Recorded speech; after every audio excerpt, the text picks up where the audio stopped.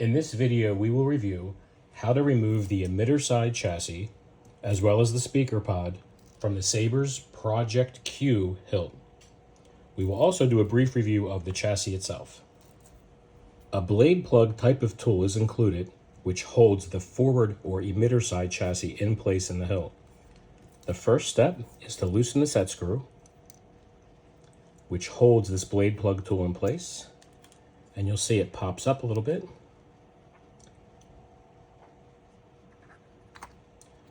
Pull that out, and there's also a lip on the inside here for your finger to help pull it out. Then the emitter side chassis will slide right out.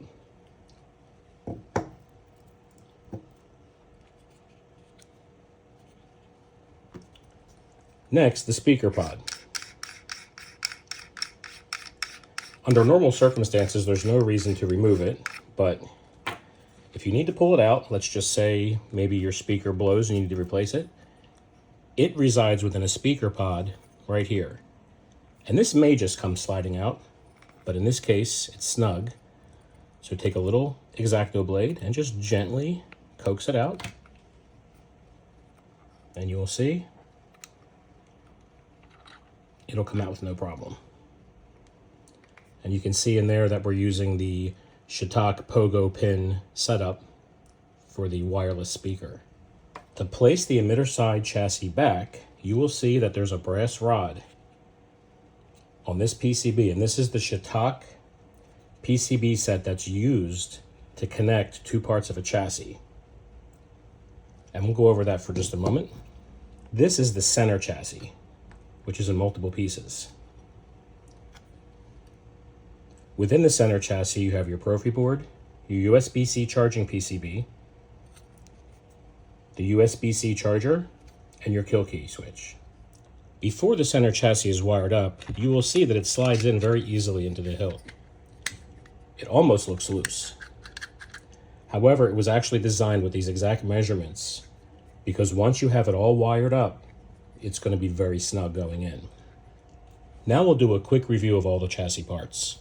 First, you have the emitter side chassis, which contains the NeoPixel PCB, the battery, of course, with a built-in 18500 battery sled, and your Shiitake chassis connecting PCB with the brass rod that we talked about before in the video.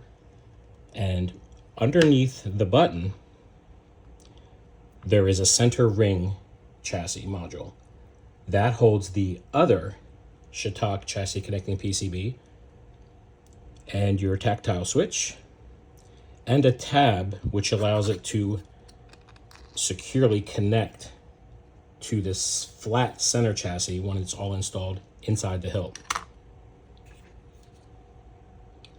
There's that brass rod again, and you can see how it connects, and it makes a nice connection. And this is why we need either a blade to be in the hilt or this little plug tool, or even your own blade plug, so that it presses this chassis in to make a tight connection so that you can use the hilt without a blade in place. It'll also be required that you do use this tool if you want to use the in-hilt charging feature. Then you have the first part of the speaker setup. This is a module that will reside inside of the hilt, and it holds the pogo pin and connects right on. Back to the hilt. Let's take a look at how to charge the battery internally. So let's place the emitter side chassis back in place. And the way that you do that is orient the hilt so the button's facing up, and orient the chassis so that the brass rod is also facing up. Slide it in, just like that, and it will line up with the hole on the other Shiitake PCB. And you'll know you'll have it right because when you put your finger in, you'll feel it slide.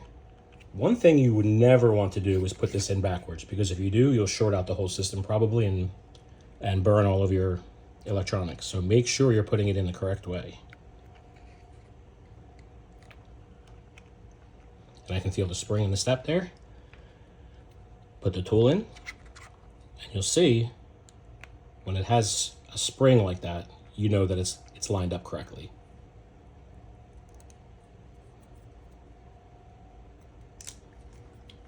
Remove your Covertech wheel. Slide off the outer aluminum shroud.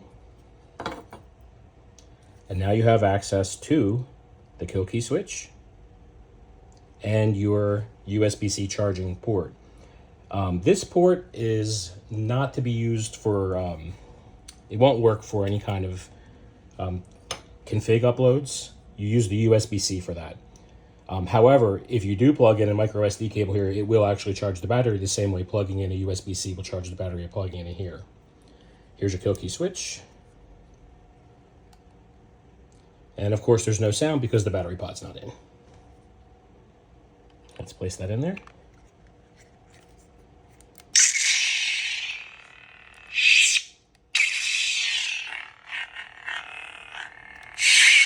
Okay, so that's pretty much how the chassis is set up. This center flat chassis does not come out. It stays in.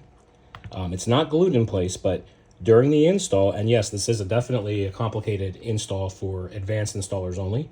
So when the electronics install is done, when this is inserted in place, it actually holds this in place. Even if it wasn't, this is tight. It's not going to move at all. But yes, if you had damage to a Profi board, let's just say your Profi board blew out, this all can be taken apart by an installer again. But a quick overview of how the wiring is going to work. All the wiring from your Profi board and your USB-C to your kill switch is all going to come out here and terminate. Then all the wiring from your Shiitake PCB will do the same thing. It will come out this area here and terminate. Then those wires are soldered together and pressed in. And you can see what that looks like here. There's a lot of reasons for that, because it's almost impossible to wire these peripherals directly to this PCB because of the way it's installed. So the first thing you would do, and it's all going to be in the install document, is wire all these peripherals up and terminate about this far out. And the exact distance will be in the installation guide. Then you would do the same thing, wire the connecting wires on the Shiitake PCB. You slide it into the hilt, pull the wires out the side here, snap this in place. Then you'll be in a situation where you'll have the wires coming out here, connect them all, solder them, cap them off, push them in, and you're good to go. So now let's put it back together while the power's on. So we're going to leave the kill key switch on. The shroud goes back. Covertech wheel goes back on. Pommel cap goes back on.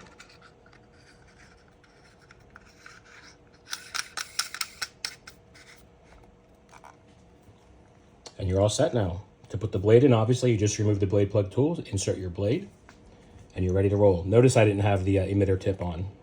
Okay, so something I wanted to mention. To activate the kill key switch is kind of a lot of work. You have to remove the pommel, you have to remove the Covertech, pull the shroud off, and then flip the switch.